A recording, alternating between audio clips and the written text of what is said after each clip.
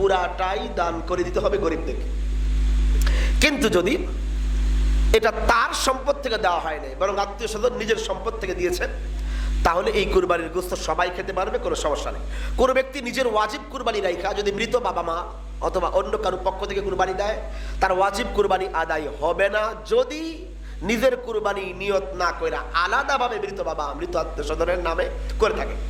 কিন্তু যদি এই নিয়ত করে যারা কুরবানি আমারই, সওয়াব আমার বাবার নাম, কুরবানি আমারই, সওয়াব আমার দাদার নাম, একদম 14 পুরুষের নামে নিয়ত করে, কোনো সমস্যা নেই। এই কুরবানি স্বাভাবিক কুরবানির মতো গোশত খেতে পারবে, কোনো সমস্যা নেই। কিন্তু একদম সম্পূর্ণ আলাদাভাবে যে এটা আমি আমার বাবার নামেই দিয়েছি, তার পক্ষ থেকেই হয়েছে, তাহলে আবার এই গোশত কেউ খেতে পারবে না। হ্যাঁ, নিয়ত এইটা করা যে এটা কুরবানি আমার, হ্যাঁ সব আমার বাবার জন্য, বাবার পক্ষ থেকে, তাহলে কোনো সমস্যা নেই, এই কুরবানির গোশত খাওয়া যাবে। যদি কোনো ব্যক্তি কুরবানির পশু ক্রয় করেছিল কিন্তু কোনো কারণে এই কুরবানির পশু দিয়ে কুরবানি করতে পারেনি, কুরবানি দেয় নাই, তাহলে কুরবানির দিন চলে যাবার পরে হুবহু এই পশুটাকে দান করে দিতে হবে, এটাকে রাখা যায় না, হুবহু এটাকে দান করে দিতে হবে। যদি কোনো ব্যক্তি কুরবানি ওয়াজিব ছিল কুরবানি দেয় নাই, অলসতা করে, তাহলে কুরবানির দিন চলে গেলে তার জন্য একটা কুরবানি যোগ্য পশু, ছাগল হতে পারে, ভেড়া হতে পারে, দুম্বা হতে পারে, ক্রয় করে দান করে দিতে হবে। যার উপরে কুরবানি ওয়াজিব ছিল কিন্তু কুরবানি দেয়নি। কুরবানি পশুর বয়স সংক্ষেপে, গরু এবং মহিষের বয়স 2 বছর পূর্ণ হয়ে 3য় বর্ষে উপনীত হতে হবে। 2 বছর পূর্ণ হবার একদিন কম হলেও ওই গরু এবং মহিষ দিয়ে কুরবানি হবে না। তবে ভেড়া, দুম্বা, ছাগলের 1 বছর পূর্ণ হয়ে 2য় বর্ষে উপনীত হতে হবে।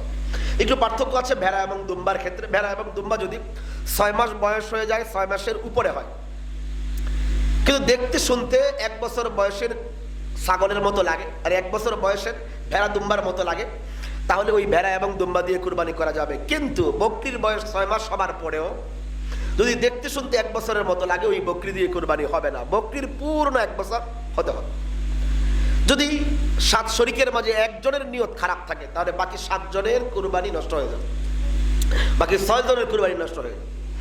এক পশুতে একাধিক কুরবতের নিয়ত জায়েজ, যেমন আকিকার নিয়ত, ওলিমার নিয়ত, ওয়াজিব কুরবানির নিয়ত, নফল কুরবানির নিয়ত, সব জায়েজ, কোনো সমস্যা নেই, যদি যেটা কুরবত হয়, আল্লাহকে সন্তুষ্ট করার জন্য হয়। যদি এক অংশে একাধিক ব্যক্তি নিয়ত করে, যেমন অনেকে আছে যে কুরবানি দেওয়ার সামর্থ্য নাই, তো 2 ভাই মিলে এক অংশে শরিক হয়, গোশত 2 জনে ভাগ করে নেয়, এই কুরবানি হবে না, এক অংশের একজনই শরিক হতে হবে, একাধিক ব্যক্তি এক অংশে শরিক হওয়ার সুযোগ নেই। তবে একটা সুরত আমি বলে দিচ্ছি, যেমন কথার কথা 2 ভাই মিলে কুরবানি দেওয়ার সামর্থ্য নেই, তাহলে 2 ভাইয়ের টাকা দিয়ে একজনকে মালিক বানায় দিবে, যে আমি তোমারে এই টাকার মালিক বানায় দিলাম, সে একজন মালিক হিসেবে একটা অংশে শরিক হবে। শরিক হবার পরে তো গোশত যেহেতু নিজেও খাওয়া যায়, আত্মীয়দের দেওয়া যায়, দানও করে দেওয়া যায়, সেই হিসাবে কুরবানি দেওয়ার পরে এক অংশ সে তার ভাইকে দিয়ে দিল, কোনো সমস্যা নেই। তাহলে এটা একটা জায়েজ সুরত হলো যে একজনকে মালিক বানিয়ে দিয়ে একজন শরিক হওয়া। তো 2 জনে মিলে এক অংশ শরিক হওয়া, তাহলে এই পশু কুরবানি হবে না।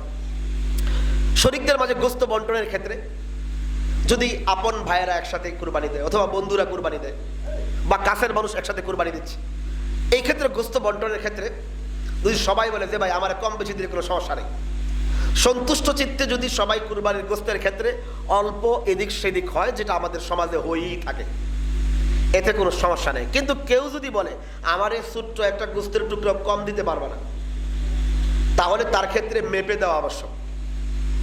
মেপে দেওয়া তখন আবশ্যক যদি কেউ রাজি না থাকে, সবাই যদি সন্তুষ্ট থাকে তাহলে কম বেশি হয়ে গেলে কোনো সমস্যা নেই। যদি আপন 2 ভাই একসাথে এক কুরবানি দিয়েছে, একই সাথে থাকে, তাহলে কুরবানি ভাগ করাই দরকার নেই, বরং একসাথে রাখলেও কোনো সমস্যা হবে না। যদি কোনো ব্যক্তি মান্যত করে আমার ছেলে অসুস্থ, সুস্থ হলে আমি কুরবানি দেব, তাহলে এই মান্যতের কুরবানির গোশত নিজেও খেতে পারবে না, নিজের নিকটাত্মীয় ছেলে, মেয়ে, বাবা তাদেরকেও দিতে পারবে না, ধনী ব্যক্তিদেরকেও দিতে পারবে না। মান্যতের কুরবানির গোশত পুরাটাই দান করে দিতে হবে। অনেকেই এরকম মান্যত করে যে আমার এই বকরি যদি প্রথম বাচ্চা দেয় এটা আল্লাহর নামে কুরবানি করে দেবো, তাহলে এই বাচ্চা আল্লাহর নামেই কুরবানি করতে হবে, গোশত খেতে পারবেন না।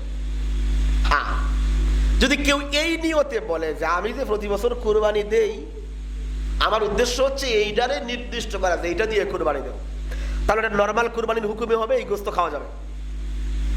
যদি এই নিয়ত ছাড়া এমনি আমভাবে বলে যেটা আমার সন্তান সুস্থ হলে কুরবানি দেব, তাহলে এই কুরবানি মান্যতের কুরবানি, এর গোশত খাওয়া যাবে না, পুরাটাই দান করে দিতে হবে।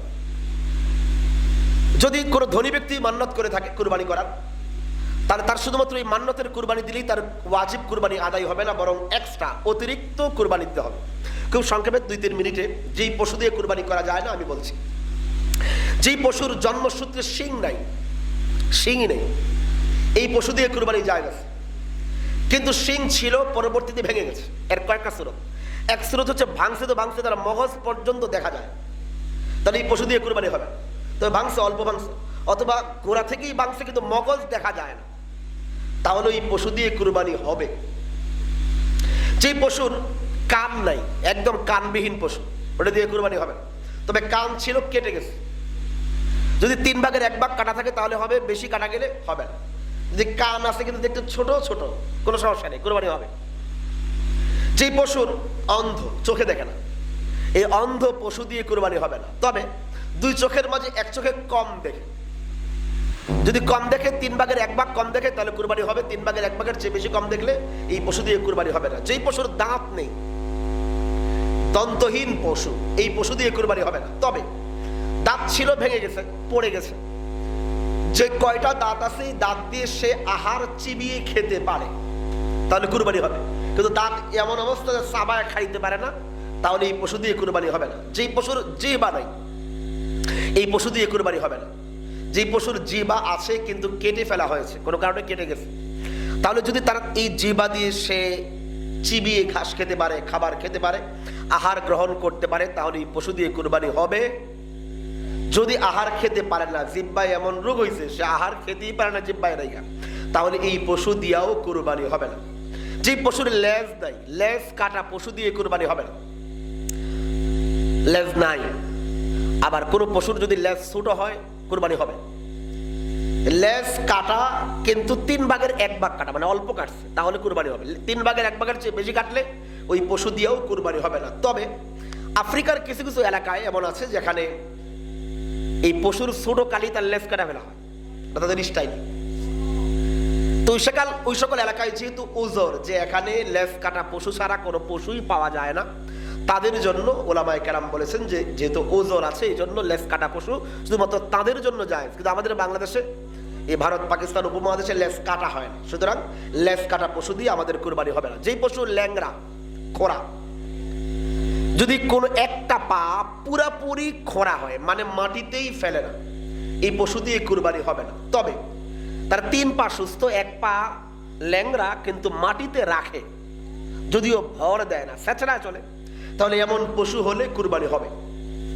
যেই পশুর স্তন নেই, যদি 2 স্তনওয়ালা কোনো পশু কিনেন, তার একটা স্তন যদি নষ্ট হয়ে যায়, অথবা শুকিয়ে যায়, অথবা কেটে ফেলা হয়, এই পশু দিয়ে কুরবানি হবে না। তবে যেই পশুর স্তন 4টা, এর মাঝে 1 স্তন যদি নষ্ট হয়, কেটে ফেলা হয়, দুধ শুকিয়ে যায়, ওই পশু দিয়ে কুরবানি হবে। কিন্তু যদি 1টার অধিক, অর্থাৎ 2টা নষ্ট হয়ে যায় 4 স্তনওয়ালা পশুর, তাহলে ওই পশু দিয়ে কুরবানি হবে না। এই জন্য দেখে শুনে কুরবানির পশু ক্রয় করতে হবে। মাদি পশু ক্রয় করলে এটা দেখে নিতে হবে। যে পশুর পেটে বাচ্চা আছে, গর্ভবতী পশু, এমন পশুর মাসালা আগে বলেছিলাম, এমন পশু কুরবানি করা এটা মাকরুহ, যদি তার সময়সীমা কাছাকাছি চলে আসে। তবে সময় অনেক দেরি আছে, তাহলে পশু কুরবানি করতে কোনো সমস্যা নেই, মাকরুহ হবে না। যেই পশু হিজরা, মানে এটা পুরুষ না মহিলা বোঝা যায় না, এমন পশু দিয়ে কুরবানি জায়েজ নয়, কারণ এটা একটা আয়েব, এটা দোষ। যে পশু খাসি করা হয়েছে, খাসি পশু দিয়ে কুরবানি জায়েজই শুধু নয়, বরং উত্তম। কারণ খাসি পশু দেখতে সুন্দর হয়, তার স্বাস্থ্য ভালো হয়, তো স্বাস্থ্য ভালো, দেখতে সুন্দর, এবং পশু দিয়ে কুরবানি করা উত্তম। যেই পশু জংলি পশু, যেমন জংলি গরু আছে, জংলি গাভী আছে, জংলি ছাগল আছে, যেগুলো গৃহপালিত নয়, এমন জংলি গরু, মহিষ, ভেড়া, দুম্বা দিয়ে কুরবানি জায়েজ নয়। কুরবানি হবার জন্য গৃহপালিত হতে হবে। যেই পশু ময়লা খায়, সারাদিন খালি ময়লাই খায়, ময়লা খেতে খেতে তার শরীরের দুর্গন্ধ হয়ে গেছে, এবং দুর্গন্ধযুক্ত পশু দিয়ে কুরবানি জায়েজ নয়। তবে যদি ওই পশুকে দীর্ঘ সময় রাইখা তার গোস্তকে পাক করা হয়, যেমন ফোকায়ে কেরাম কিছু সূরত লিখেছেন যে 40 দিন 50 দিন এভাবে তাকে ঘাস খাওয়াইলে তার ভিতর থেকে ময়লা এটা বেরিয়ে যায়, যদি এমন হয় তাহলে এই পশু দিয়ে কুরবানি হবে। কিন্তু যদি তার গোস্তে দুর্গন্ধ থাকে, এমন পশু দিয়ে কুরবানি করা জায়েজ নয়। যদি কোন ব্যক্তি এমন পশু কিনলো যেটা নাক কাটা অথবা নাক নাই, নাকবিহীন পশু দিয়ে কুরবানি জায়েজ না, কিন্তু নাকটা আছে ছোট, কুরবানি জায়েজ আছে। নাক আছে, কেটে ফেলা হয়েছে, যদি 3 ভাগের 1 ভাগ কাটা হয় পশু দিয়ে কুরবানি হবে, 3 ভাগের 1 ভাগের চেয়ে বেশি কাটা হলে ওই পশু দিয়ে কুরবানি হবে না। যেই পশু এমন দুর্বল যে হাঁটতেই পারে না, যেখানে মাজবাহ জবাই করার জায়গা, ওই জবাই করার জায়গা পর্যন্ত হাইটা যাইতেই পারে না, এমন দুর্বল পশু দিয়ে কুরবানি হবে না। কুরবানি হাট্টা কাট্টা সবল সুস্থ হতে হবে। তো ইত্যাদি বিষয়ে জেনে আমরা কুরবানি করব। কুরবানি করার পদ্ধতি সংক্ষেপে বলতেছি। কুরবানি নিজের হাতে করা উত্তম, নিজের কুরবানি নিজের হাতে করা উত্তম। 2 নম্বর, যদি নিজে করতে না পারেন তাহলে অন্তত যখন কুরবানি হচ্ছে তখন নিজে কুরবানির পশুর পাশে উপস্থিত থাকা, যাবার কুরবানি হচ্ছে আপনি উপস্থিত থাকবেন, এটা উত্তম। কুরবানি করার আগে ছুরি ধার দিয়ে নেওয়া, এটা উত্তম। কুরবানি করার সময় মাথা দক্ষিণে, পা তার লেজটা থাকবে উত্তরে। আমরা সহজ বিষয় বুঝি, আমরা মানুষকে লাশ রাখি উত্তরে মাথা, দক্ষিণে পা, আর গরু মহিষ ভেড়া দুম্বা কুরবানির সময় এর উল্টা হবে, এর মানে মাথা হবে এদিকে আর পা হবে এদিকে। কিন্তু রাখবেন কোন দিকে ফিরিয়ে? অবশ্যই ক্যাবলা দিকে ফিরিয়ে, মানে শুইয়ে ক্যাবলা দিকে ঘুরিয়ে দিতে হবে, যেন তার পা 4টা পাই ক্যাবলামুখী হয়, তার মাথাটাও ক্যাবলামুখী হতে হবে। এইভাবে কুরবানি দিবেন। কুরবানি দেওয়ার সময় বলবেন বিসমিল্লাহি আল্লাহু আকবার। যিনি কুরবানি দিচ্ছেন তার জন্য মাস্ট বি, এটা পড়া আবশ্যক। যদি না পড়া হয় ইচ্ছাকৃত, কুরবানি হবেই না, খাওয়াও জায়েজ না ওই পশু। হ্যাঁ, যদি কেউ ভুল ক্রমে বিসমিল্লাহ না বলে ওই পশু জায়েজ, খাওয়া যাবে। ভুল ক্রমে ইচ্ছাকৃত যদি করে তাহলে ওই পশু খাওয়া যাবে। যদি যেই পশুর যেই ছুরি দিয়ে জবাই করা হচ্ছে, যদি এই ছুরিতে আরেকজন হাত ধরে, যেমন আমাদের অনেকেই আছে বড় গরু হলে 2 জনে মিললে এক ছুরিতে ধরে, তাহলে দোনোজন ব্যক্তি যারা ছুরিতে ধরবে উভয়জনকে বিসমিল্লাহি আল্লাহু আকবার বলতে হবে। শুধু একজন বললে হবে না, 2 জন কি বলতে হবে। একজন যদি ভুলে না বলে ওই পশুটা হালাল হবে না, হারাম হয়ে যাবে। তাহলে এই বিষয়গুলোর ক্ষেত্রে আগে যে বিষয়গুলো বললাম এগুলো মুস্তাহাব, কিন্তু এই যে লাস্টের বিষয় যেটা, এটা ওয়াজিব, এটা ফরজ, এটা আবশ্যক। এরপরে কুরবানির পশু জবাইয়ের আগে একটা দোয়া আছে, এটা পড়া উত্তম, না পড়লেও কোনো সমস্যা নেই। যেটা কি ইন্নী ওয়াজ্জাহতু ওয়াজহিয়া লিল্লাযী ফাতারাস সামাওয়াতি ওয়াল আরদা হানিফাও ওয়া মা আনা মিনাল মুশরিকিন ইন্না সালাতি ওয়া নুসুকি ওয়া মাহইয়ায়া ওয়া মামাতি লিল্লাহি রাব্বিল আলামিন। এটা বইলা বিসমিল্লাহি আল্লাহু আকবার বলে জবাই করে ফেলবেন। জবাই শেষ হবার পরে আল্লাহুম্মা তাকাব্বাল মিন্নি কামা তাকাব্বালতা মিন হাবিবিকা মুহাম্মাদিন ওয়া খলিলিকা ইব্রাহিম আলাইহিস সালাতু ওয়াস সালাম। এটা পড়া উত্তম, না পড়লে কোনো সমস্যা নেই। কুরবানি পশু জবাইয়ের সময় কুরবানির নিয়ত করা উত্তম। নিয়ত করুন, যিনি জবাই করতেছেন তার জন্য নিয়ত করা উত্তম না, যার জন্য জবাই করতে উনি নিয়ত করলেই হবে। উনি যদি বিসমিল্লাহি আল্লাহু আকবার বলে বাস কুরবানি হয়ে গেছে। আমরা অনেকে আছি না বুঝা যিনি জবাই করতেছেন আইসার নাম কয় যে ভাই হুজুর নাম 7 জন একটু পড়েন, এটা অহেতুক কাজ। যে নিয়ত করেছে তার পক্ষ থেকে হয়ে যাবে, বাকি বিসমিল্লাহি আল্লাহু আকবার বলতে হবে, যেটা জরুরি। যদি কয়টা রগ কাটতে হবে আমি আগেই বলেছি, 4টা রগ আছে, এর মধ্যে কমপক্ষে 3টা রগ কাটতে হবে। কোন মহিলা যদি কুরবানি করতে সক্ষম হয় তার জন্য নিজের পশু নিজে জবাই করা উত্তম। কোন মহিলা তার কুরবান, গরিব মানুষ, এটা উত্তম। কেউ যদি পুরাটা খেয়ে ফেলে কোনো সমস্যা নেই, পুরাটা দান করে ফেলে কোনো সমস্যা নেই, পুরাটা আত্মীয় স্বজনকে দিয়ে দেয় তাও কোনো সমস্যা নেই। বাকি উত্তম হলো এভাবে 3 ভাগ করা, ওটা ঠিক না। কুরবানির গোশত কাকে দিতে পারবেন? যার ইচ্ছা তারে দিতে পারবেন, এমনকি কাফের কেউ দেওয়া যায়। যদি হিন্দু আসে হিন্দুরও দিতে পারে, যদি খায় কেউ যে আমাকে গরুর গোশত, তোমাকে আম্মার গোশত খাইলে খাও, কোনো সমস্যা নেই। হিন্দুকেও কুরবানির গোশত দেওয়া যাবে, কোনো সমস্যা নেই। বিধর্মী, অমুসলিম, কাফের কোনো সমস্যা নেই, দেওয়া যাবে। কুরবানির গোশত বিক্রি করা জায়েজ নেই। যদি কেউ কুরবানির গোশত বিক্রি করে তাহলে ওই বিক্রি করা টাকা অবশ্যই দান করে দিতে হবে। কুরবানির চামড়া নিজে ব্যবহার করা জায়েজ, কুরবানির চামড়া অন্যকে হাদিয়া দিয়ে দেওয়াও জায়েজ। কুরবানির চামড়া যদি আপনি বিক্রি করে ফেলেন তাহলে অবশ্যই এই টাকা গরিব মানুষকে দান করে দিতে হবে। যেমন আমাদের মাদ্রাসায় আলহামদুলিল্লাহ অনেক গরিব সন্তানরা আছেন, এতিমরাও আছেন। তো কুরবানির চামড়ার ক্ষেত্রে আমরা এই বছর নিয়ত করেছি যে আমরা কুরবানির টাকা না দিয়ে যদি মাদ্রাসায় আপনারা চামড়াটা দিয়ে দেন। আলহামদুলিল্লাহ গত বছর আমরা তো কোনো পরিকল্পনা ছিল না, পরিকল্পনা ছাড়া যেমন আমার কোরবানির চামড়া, এরপর আর 2-1 জন ছিল ওনাদের কোরবানির চামড়া আমরা সম্মানীয় মাদ্রাসায় যারা একসাথে অনেকগুলো চামড়া একত্র করে ওনারা বিক্রি করেন ট্যানারিতে নিয়ে, তা আমরা এখানে বড় বড় গরুর চামড়া বিক্রি করছি 150 টাকা 200 টাকা, তাই না? কিন্তু এই চামড়াটা থেকে আমরা পাইছি 600 টাকা করে, আনকট 700 টাকা করে লাভ, বুঝেছেন? বেশি দামে আছে। তো এই জন্য আমরা নিয়ত করেছি, যারা আমাদের এলাকার সকলের কাছে অনুরোধ, আপনারা কুরবানির পশুর চামড়া বিক্রি না কইরা আমাদের মাদ্রাসায় পাঠায় দিন, নিজ দায়িত্বে পাঠায় দিন, আপনার দায়িত্ব। মাদ্রাসা কি হুজুরগণ নাম নেগর এলাকার সবার। এই জন্য আমাদের এলাকার ছাত্ররা কুরবানির চামড়া আনতে যাবে না, কেউ যাবে না। আপনাদের নিজের দায়িত্বে কুরবানির পশুর চামড়াটা বিক্রি না করে, বিক্রি করলে ঠকবেন, আপনিও ঠকবেন, মাদ্রাসাটাও ঠকাইলেন। এটা মাদ্রাসাকে না ঠকায়া চামড়াটা হুবহু আমাদের মাদ্রাসায় পৌঁছায় দিবেন, এটা অনুরোধ করতেছে। তাহলে বললাম যে 200 টাকা আপনি বিক্রি করেছেন, আমরা পাচ্ছি 600 টাকা করে। ইনশাআল্লাহ এবার যেহেতু সরকার দাম বাড়িয়েছে, নির্ধারণ করে দিয়েছে, আর কমে বিক্রি করতেই পারবে না, তো আমরা যেহেতু ট্যানারিতে নিয়ে বিক্রি করবো, ইনশাআল্লাহ আমরা দাম আরো বেশি পাবো। লবণ দিয়ে আজকে মানে লবণ আনা হয়েছে, তো লবণ দিয়ে আমরা বেশি দামে বিক্রি করবো। এই জন্য আমাদের এই মাইকের আওয়াজ যাদের কান পর্যন্ত পৌঁছতে, সকলের কাছে অনুরোধ যে আমরা কুরবানির পশুর চামড়াটা আমরা ঈদের দিন মাদ্রাসায় পৌঁছে দেবো। ইনশাআল্লাহ আমরা আমাদের জায়গা মতো পৌঁছে দেবো। ইনশাআল্লাহ আপনাদের হকদারের কাছে, যথার্থ হকদারের কাছে এই কুরবানির চামড়া পৌঁছে যাবে। তো বলতেছিলাম কুরবানির চামড়ার বিষয়, যে কুরবানির চামড়া যদি কেউ বিক্রি করে ফেলে অবশ্যই এটা দান করে দিতে হবে। কুরবানির চামড়া ধনীকেও হাদিয়া দেওয়া যাবে। যাই হোক, অনেক লম্বা, অনেক তো কয়টা বলবো, অনেক মাসালা আছে। যে মাসালার আরেকটা মাসালা বলে শেষ করি, সেটা হচ্ছে 9 যুলহিজ্জার ফজরের নামাজের পর থেকে নিয়ে 13 যুলহিজ্জার আসরের নামাজ পর্যন্ত, এর মানে কয়দিন হয়? 9, 10, 11, 12, 13, 5 দিন। আইয়ামে তাশরিক।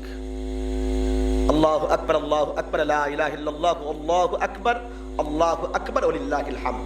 প্রত্যেক ফরজ নামাজের পরে জামাতে নামাজ পড়লে সালাম ফিরানোর পরে কিবলা দিক থেকে মাথা না ঘুরিয়ে, ওযু ভঙ্গের, নামাজ ভঙ্গের কোন কারণ না ঘটিয়ে, নামাজ ভঙ্গের কারণ কি? কিবলা ঘুরে ফেলাইছেন, কথা বলে ফেলাইছেন, ওযু নষ্ট করে ফেলাইছেন, ইত্যাদি কোন কারণ না ঘটিয়ে একবার জোরে, পুরুষরা একবার জোরে এটা পড়বে, আর মহিলারা একা একা নামাজ পড়লে আস্তে পড়বে। কেউ যদি একা নামাজ পড়ে তাহলে এই ক্ষেত্রে পড়া উত্তম, ওয়াজিব থাকে না। ওয়াজিব হলো জামাতের সাথে। কোন ব্যক্তি যদি মাসবুক হয়, মানে আপনি আইয়ামে তাশরিকের কোন নামাজে আসলেন, 1 রাকাত পান নাই, 2 রাকাত পান নাই, তাহলে আপনি কখন পড়বেন? আপনি যখন নিজের নামাজ শেষ করবেন, সালাম ফিরাবেন, তখন আইয়ামে তাশরিকের ওই মানে আমলটা, তাকবীরে তাশরিকটা পড়বেন। যদি সালাম ফিরানোর পরে কথা বলে ফেলেছেন, ওযু ভেঙে ফেলাইছেন, তাহলে আর ওয়াজিবটা থাকে না। যদি কেউ ইচ্ছাকৃত ওযু ভাঙে তাহলে তো হবেই না। অনিচ্ছাকৃত ভাবে যদি ওযু ভাঙে তাহলে আইয়ামে তাশরিক, আরে এই তাকবীরে তাশরিক পড়ার জন্য নতুন করে ওযু করার দরকার নেই। শেষ মাসআলা, যে যদি কোনো ব্যক্তি আইয়ামে তাশরিকের কোনো নামাজ কাজা হয়ে গেলে এই তাশরিকের সময়ের মধ্যে আদায় করে জামাতের সাথে, কোথাও সফরে গেছিল, আসরের নামাজ পড়তে পারেনি, এখন মাগরিবের সময় পড়বে, তো সবাই মিল্লা যখন পড়বে তখন জামাতে পড়লে সালাম ফিরানোর পরে ওই কাজা নামাজের পরেও তাকবীরে তাশরিক পড়বেন। যাই হোক, অনেকগুলো মাসালা বলা হলো। কুরবানির সাথে আকিকা দেওয়া যায়, কোনো সমস্যা নেই। যদি আপনাদের কোনো প্রশ্ন থাকে তাদের বলেন। কোনো প্রশ্ন না থাকলে, অনেক লম্বা হয়ে গেছে। আর কোনো প্রশ্ন আছে? নাই? তাহলে দোয়া করে দিই, দুরূদ শরীফ, আল্লাহুম্মা সাল্লি আলা সাইয়্যিদিনা মুহাম্মদ ওয়া আলা আলি সাইয়্যিদিনা মুহাম্মদ ওয়া বারিক ওয়া সাল্লিম। আল্লাহুম্মা সাল্লি আলা সাইয়্যিদিনা মুহাম্মদ ওয়া আলা আলি সাইয়্যিদিনা মুহাম্মদ ওয়া বারিক ওয়া সাল্লিম। আলহামদুলিল্লাহি রাব্বিল আলামিন, আসসালাতু ওয়াসসালামু আলা সাইয়্যিদিল আমবিয়া ওয়াল মুরসালিন ওয়া আলা আলিহি ওয়া আসহাবিহি আজমাইন। ইয়া আরহামার রাহিমিন, আমাদের সবার সব গুনাহ মাফ করে দাও, তোমার জন্য কবুল করে নাও, তোমার পথে কবুল করে নাও। মালিক, মৃত্যুর সময় আমাদের ইজ্জতের মৃত্যু দিও, সম্মানের মৃত্যু দিও, আচমকা মৃত্যু দিও না মালিক। আল্লাহুম্মা ইন্নী আউযু বিকা মিন গামারাতিল মাউত ওয়া সাকারাতিল মাউত। মৃত্যুর সময় কষ্ট দিও না মালিক, তোমার প্রিয় বান্দা বানায়া কবরে নিও মালিক। ইয়া আরহামার রাহিমিন, আমাদের জীবিত আত্মীয়দেরকে মাফ করে দাও, মৃত আত্মীয়দেরকেও মাফ করে দাও। আমাদের সুকুন্দি ইউনিয়ন ইমাম ওলামা তলাবা পরিষদকে তুমি কবুল করে নাও। যে ওলামায়ে কেরাম সদস্য হয়েছেন, যাদের মেহনতে মালিক এই মাহফিলগুলো হচ্ছে, এই প্রত্যেক জনের জিম্মাদার তুমি হয়ে যাও মালিক। যারা এই সংগঠনের সদস্য তাদের প্রত্যেকের নাম তোমার মাহবুবদের কাতারে লিখে নাও মালিক, জান্নাতীদের কাতারে লিখে নাও, তোমার প্রিয়দের কাতারে লিখে নাও মালিক। এই সংগঠনের সব কার্যক্রমকে তুমি কবুল করে নাও রব্বুল আমিন। সংগঠনের সকল হাজাতকে তোমার কুদরতি খাজানা থেকে পূর্ণ করে দাও। সুন্দর সুন্দর পরিকল্পনা নিচ্ছে মালিক, তুমি সবকিছু সহজ করে দাও। আগামী বৃহস্পতিবার দিন এলাকায় গরিবদের মাঝে ঈদ উপহার বিতরণের নিয়ত করেছে মালিক। তুমি জানো এলাকার আলেম ওলামাদের পকেটে পয়সা নাই, দিল ভরা দরদ আছে, অন্তর ভরা মোহাব্বত আছে মালিক। তোমার কাছে ভিক্ষা চাই মালিক। মালিকে ওলামায়ে কেরাম এই দিনদার মানুষগুলোরে অর্থ সম্পদের কাছে, অর্থ সম্পদের জন্য কোন দুনিয়াদারের কাছে শরম দিও না মালিক। ও মালিক, যে রিজিকের মালিক তুমি, যে রিজিকের ভান্ডার তোমার কাছে, যে তোমার নাম রাজ্জাক, দুনিয়ার কারো কাছে তো ভান্ডার নাই, তোমার কাছে আছে। এই রিজিকের জন্য দাড়িওয়ালারে দাড়িহীনের সামনে শরম পাইতে দিও না, টুপিওয়ালারে টুপিহীনের সামনে লজ্জিত হতে দিও না মালিক। আলেম রে গায়রে আলেমের সামনে শরম দেশ না মালিক। মালিক মালিক, যে রিজিকের মালিক তুমি, ওই রিজিকের জন্য কারো কাছে ছোট হইতে দিও না মালিক। এখানে অনেক দিনদার মানুষগুলো আসছেন, এই নামাজি মানুষগুলোরে তাদের রিজিকের জিম্মাদার তুমি হয়ে যাও। এমন অনেক আছে মানুষ মনে করে অনেক ভালো আছে, ভিতরে অর্থনৈতিক কষ্টে করে করে মরতেছে, কার কাছে বলবে মালিক? তুমি ছাড়া কেউ নাই মালিক। আমাদের এমন সম্পদ দিও না যে সম্পদ পাইয়া তোমারে ভুললে যায়, এমন সম্পদ দিও না মালিক। যে রিজিক পাইয়া তোমারে ভুলে যায় এমন রিজিক দিও না। যে রিজিক পেয়ে তোমার মোহাব্বত করি, ভালোবাসি, তোমার ইবাদত করি, তোমার শুকরিয়া জানাই, এমন জান্নাতি রিজিক আমাদেরকে দান করো। দুনিয়া এবং আখেরাতের ইজ্জত ওয়ালা রিজিক দান করো। বেইজ্জতির রিজিক দিও না মালিক, বেইজ্জতির রিজিক দিও না মালিক। ওদের অনেকে আছে, অনেক কষ্টে আছে, অর্থনৈতিক কষ্টে আছে, কারো সংসার চালাইতে কষ্ট হয়। ঈদ চলে আসছে, এখানে অনেক আছেন যাদের কুরবানি করার সামর্থ্য নাই। ও মালিক, মালিক, اللهم وسع على رزقي، اللهم عطف على خلفك كما صنت وجهي عن السجود لغيرك فصنه عاذل السؤال لغيرك برحمتك يا أرحم الراحمين. يا الله، يا أحد، يا واحد، يا موجود، يا جواد، يا باسط، يا كريم، يا وهاب، يا ذا القوة، يا غني، يا مغني، يا فتاح، يا رزاق، يا عليم، يا حكيم، يا حي، يا حنان، يا منان، انفعنا منك بنفحة خير تغنيني بها عمن سواك.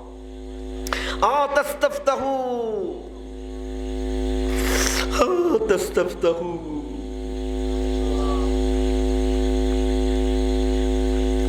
اللهم وسع على رزقي، اللهم عطف على خلفك. ও মালিক, যদি তুই এমন ফায়সালা করো দুনিয়াতে দিয়ে আখিরাতে বঞ্চিত করবা, তাহলে এমন রিজিকের দরকার নাই মালিক। আমাদের দুনিয়া আখিরাতে ইজ্জত ওয়ালা প্রশস্ত রিজিকের ব্যবস্থা করে দাও। দুনিয়া আখিরাতে ইজ্জত ওয়ালা রিজিকের ব্যবস্থা করে দাও। ও মালিক, যাদের সিনায় ইলম দিয়েছো, যারা মসজিদে ইমাম হয়ে সামনে দাঁড়ায়, এদেরকে দুনিয়াদারের সামনে পেছনে ফেলায় রাইগো না মালিক। অসম্মান কইতে দিও না মালিক। তুমি তাদের রিজিকের জিম্মাদার হয়ে যাও, রিজিকের জিম্মাদার হয়ে যাও।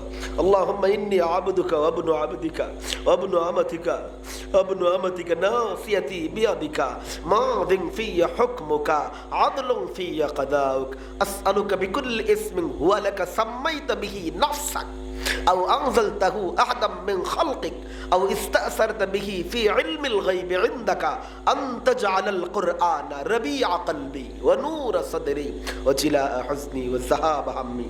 মালিক মাওলা শুকুন্দ জালখালী তালিমুস সুন্নাহ মাদ্রাসাকে কবুল করে নাও।